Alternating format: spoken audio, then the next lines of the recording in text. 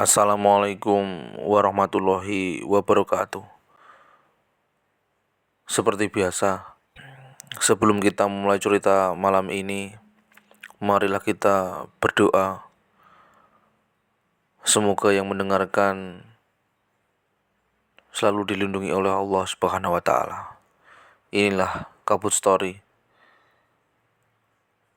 tempat di mana kisah horor menjadi misteri yang hidup di tengah malam. Begini ceritanya. Pagi itu, Mbok Semi dikagetkan oleh suara pintu kamar Nuning yang dibanting keras. Seperti biasa, Nuning baru pulang kerja menjelang subuh.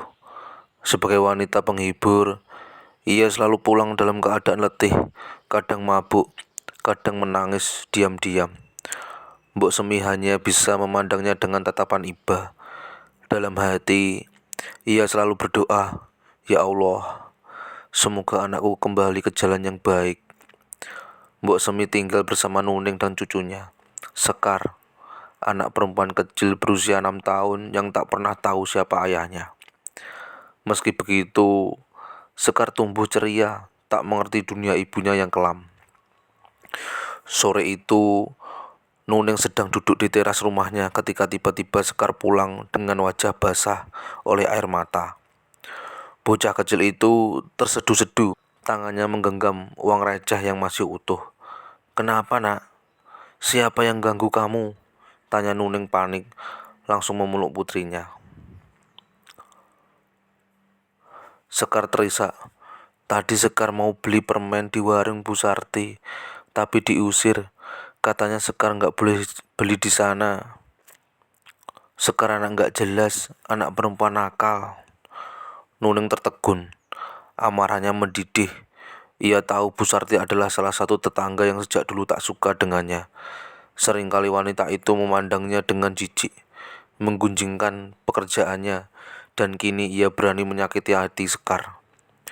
Darah Nuning mendidih. Ia langsung berdiri dan melangkah cepat menuju warung Bu Sarti. Begitu sampai, ia langsung menggebrak meja dagangan di depan warung itu. "Hei Bu Sarti, kenapa anak saya diusir? Apa salahnya?" bentak Nuning. Bu Sarti melipat tangan di dadanya, menatap Nuning dengan sinis. "Dasar perempuan gatel, anakmu gak jelas bapaknya siapa. Masih kecil sudah meniru kelakuan ibunya." Orang-orang sekitar yang mendengar mulai berkumpul. Beberapa berbisik-bisik, ada yang berpihak pada Bu Surti, ada juga yang hanya menonton. Wajah Nuning memerah, tangannya gemetar menahan emosi. "Jaga mulutmu. Aku memang begini, tapi jangan bawa-bawa anakku. Dia nggak salah apa-apa." Bu Sarti tertawa sinis. "Biar semua orang tahu, perempuan macam kamu nggak pantas tinggal di kampung ini. Dasar perempuan malam, bawa sial." Nuning ingin membalas, tapi tangannya ditarik oleh Mbok Semi yang baru datang. "Sudah, Neng, jangan buat keributan di depan anakmu," ucap Mbok Semi pelan. Nuning memandang Sekar yang masih menangis di sudut. Dadanya sesak. Akhirnya, dengan penuh amarah, ia pergi meninggalkan warung itu. Namun, sebelum pergi, ia berbisik pada Bu Sarti dengan suara dingin. "Ingat kata-katamu, Bu. Mulutmu itu bisa jadi kutukan buat diri sendiri." Bu Sarti hanya tertawa mengejek. Malam itu, setelah kejadian di warung Bu Sarti, Mbok Semi dan Nuning duduk berhadapan di ruang tengah rumah mereka yang sederhana. Lampu temaram menerangi wajah tua Mbok Semi yang penuh harap dan wajah Nuning yang keras menolak dipatahkan oleh keadaan. Mbok Semi menarik napas panjang sebelum akhirnya berkata, "Nduk, leren, cari pekerjaan lain. Mbok nggak tega lihat kamu terus begini. Semua orang ngomongin kamu, Nduk. Kasihan Sekar." Nuning menghela napas, meletakkan kepalanya di sandaran kursi dengan mata menatap langit-langit. "Sudahlah, Mbok. Jangan dengarkan omongan tetangga. Mereka cuma bisa nyinyir, tapi nggak tahu rasanya hidup seperti kita. Mbok nggak peduli mereka ngomong apa. Tapi mbok peduli sama kamu, Nduk. Sama Sekar. Pekerjaanmu itu nggak baik. Kamu bisa cari kerjaan lain. Jadi buruh cuci, dagang kecil-kecilan. Mbok siap bantu. Nunung tertawa hambar. Jadi buruh cuci, dagang. Mbok pikir orang-orang itu mau nerima aku? Mereka sudah menganggapku sampah, Mbok. Mereka nggak akan selalu Mereka nggak akan kasih aku kesempatan. Allah pasti kasih jalan, Dok. Asal kamu mau berubah. Tapi ini hidupku, Mbok. Aku yang cari uang. Aku yang kasih makan Sekar. Kalau aku berhenti, siapa yang akan biayai Sekar sekolah? Siapa yang kasih makan kita? Mbok Semi terdiam. Hatinya sakit mendengar jawaban anaknya. Ia tahu Nuning punya alasan bertahan di jalan itu. Tapi tetap saja, apa kamu nggak tahu? Apa kamu nggak takut dosa, Ndok? Apa kamu nggak takut dosa, Ndok? Tanya Mbok Semi pelan, hampir berbisik. Nunung terdiam sesaat, lalu menggeleng pelan. Kalau Tuhan benar-benar marah, kenapa aku masih hidup sampai sekarang, Mbok? Jawaban itu membuat Mbok Semi meremas tangannya sendiri. Berdoa dalam hati agar Tuhan membuka hati anaknya sebelum terlambat. Malam itu, Nuning pulang lebih awal, tidak seperti biasanya. Beberapa hari ini, tempatnya bekerja sepi, tak banyak pria hidung belang yang datang mencari hiburan. Duduk di depan cermin, duduk di depan cermin kamarnya, Nuning menatap wajahnya dengan lelah. Apa aku sudah tidak menarik lagi? Apa tubuhku sudah tidak sekencang dulu? Pikirnya sambil meraba kulitnya sendiri. Ia mengembuskan napas kasar. Sial, kalau begini terus, aku nggak bisa dapat uang banyak. Lalu, sebuah ide muncul di kepalanya. Ia pernah mendengar tentang seorang dukun yang bisa membuat perempuan semakin menggoda pria, yaitu susuk. Tanpa pikir panjang, keesokan harinya Nuning pergi menemui dukun itu. Dukun itu adalah seorang pria tua dengan tatapan tajam dan senyum misterius. Di rumahnya yang gelap dan berbau kemenyan, ia menyambut Nuning dengan tatapan penuh arti. Kamu mau pasang susuk? Tanyanya suara berat dan dalam. Suaranya berat dan dalam. Nuning mengangguk mantap. Nuning mengangguk. Iya, Mbah. Saya mau yang paling kuat, yang bikin pria-pria nggak bisa melupakan saya. Dukun itu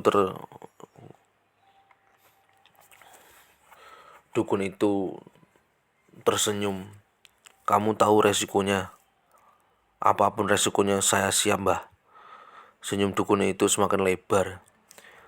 Ia lalu mengambil jarum emas kecil yang telah diritualkan dan mulai menanamnya di beberapa titik tubuh Nuning. Di wajah, di dada dan di perutnya. Saat jarum itu menembus kulitnya, Nuning merasakan hawa panas menjalar ke seluruh tubuh. Tubuhnya bergetar, matanya berkunang-kunang. Tapi setelah ritual selesai, ia merasa luar biasa. Sekarang Nuning tidak perlu menunggu pria hidung belang datang padanya. Justru mereka yang akan mencari-carinya. Benar saja, setelah memasang susuk, pesona Nuning semakin menggila. Pria-pria yang dulu hanya meliriknya sekilas, kini tergila-gila padanya. Bahkan pelanggan-pelanggannya yang dulu sering berganti-ganti wanita, kini hanya ingin bersamanya. Di antara mereka, ada satu pria yang paling tergila-gila pada Nuning, yaitu Sugeng. Sugeng adalah pria paruh baya yang sudah berkeluarga. Tetapi setiap malam, ia selalu mencari Nuning. Baginya, pelayanan Nuning tidak ada tandingannya. Ia rela menghamburkan uang demi bisa bersama Nuning. Bahkan sering berhutang hanya untuk membayar jasa wanita itu. Sekuat apapun tubuh Nuning, Pekerjaan seperti ini memang rentan terhadap penyakit. Meskipun Nuneng rutin seminggu sekali selalu check up kesehatannya, siang itu rumah kecil di pinggir kampung mendadak heboh. Dari dalam kamar mandi terdengar jeritan memilukan.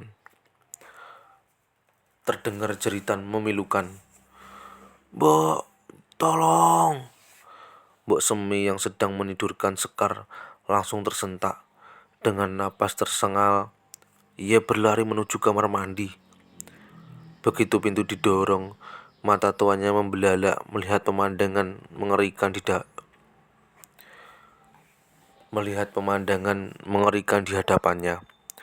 Nuneng tergeletak di lantai. Tubuhnya gemetar, wajahnya pucat pasi. Di antara pahannya, cairan merah bercampur lendir mengalir deras, mengotori lantai kamar mandi. "Duh, ya Allah, apa yang terjadi?" Mbok Semi bergegas mendekati anaknya.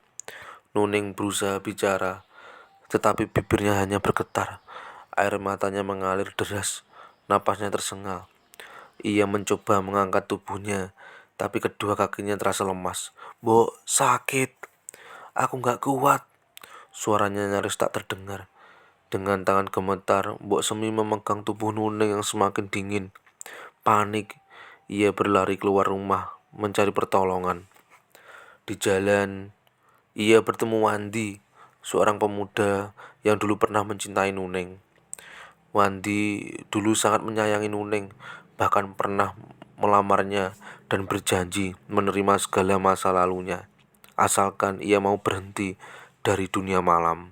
Tapi Nuning menolaknya mentah-mentah. Kini, melihat Mbok Semi menangis meminta tolong, Wandi tanpa ragu langsung membantu. Tanpa pikir panjang, ia mengangkat tubuh Nuning ke atas motor dan membawanya ke rumah sakit. Saat sadar, Nuning melihat ibunya duduk di sampingnya. Wajahnya penuh kesedihan.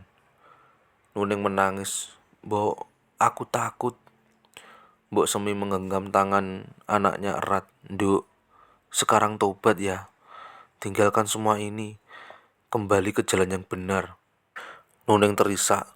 Dalam hatinya, ia tahu ini adalah akibat dari semua yang telah ia lakukan.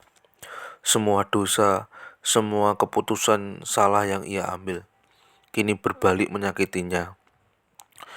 Cairan merah yang keluar dari tubuh Nuning semakin deras. Ia menggigit bibir menahan sakit. Tangannya mencengkram erat spray rumah sakit. Napasnya tersengal-sengal, matanya berkaca-kaca, menahan derita yang tak tertahankan. "Mbok, aku gak kuat lagi." Suaranya lirih, hampir tak terdengar. Mbok Semi menggenggam tangan anaknya erat. "Nduk, bertahan. Tobatlah, Nduk, istighfar. Sebut asma Allah." Air mata Mbok Semi jatuh membasahi tangan Nuning. Di sudut ruangan, Wandi berdiri mematung.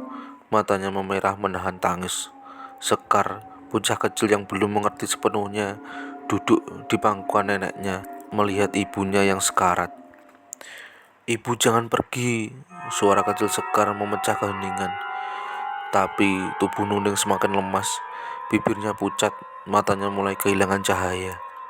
Sebelum napas terakhirnya terhembus, ia menatap langit-langit kamar. Matanya membelalak ngeri. Seketika tubuh Nuning mengejang sekali lalu diam. Nafasnya berhenti. Matanya terbuka lebar. Wajahnya membeku dalam ekspresi ketakutan yang mendalam. Tangisan Mbok Semi dan Sekar pecah di ruangan itu. Wandi yang selama ini tetap setia hanya bisa menunduk, meneteskan air mata. Kasihan Sekar, bocah sekecil itu sudah kehilangan ibunya. Seminggu setelah kematian Nuning, kejadian aneh mulai terjadi. Mbok Semi sering mendengar suara langkah di kamar Nuning. Sekar beberapa kali terbangun tengah malam, menangis ketakutan. "Mbok, ibu datang. Ibu nangis di samping tempat tidurku." Wandi juga mengalami mimpi buruk. Berulang kali dalam tidurnya, Nuning datang dalam wujud pocong. Wajahnya pucat dengan mata kosong, berdiri di ujung ranjangnya, menatap tanpa terkedip. Lalu, Para pria yang dulu menjadi pelanggan setia Nuning mulai mengalami kejadian mengerikan. Sugeng ditemukan tewas di rumahnya dengan mata melotot ketakutan. Bibirnya membiru dan tubuhnya kaku seperti orang dicekik. Beberapa pria lain yang sering bersama Nuning mengaku melihat sosok pocong wanita di dekat rumah mereka. Dan di gang sempit tempat Nuning dulu biasa menunggu pelanggan, warga sering melihat sosok pocong berdiri diam, menatap mereka dalam kegelapan, seolah menunggu, mencari seseorang atau menagih sesuatu. Malam itu, angin bertiup pelan, menerpa tirai jendela kamar Sekar yang sedikit terbuka. Mbok Semi yang sudah semakin serenta terbangun dari tidurnya ketika mendengar suara tangisan lirih di sudut kamar.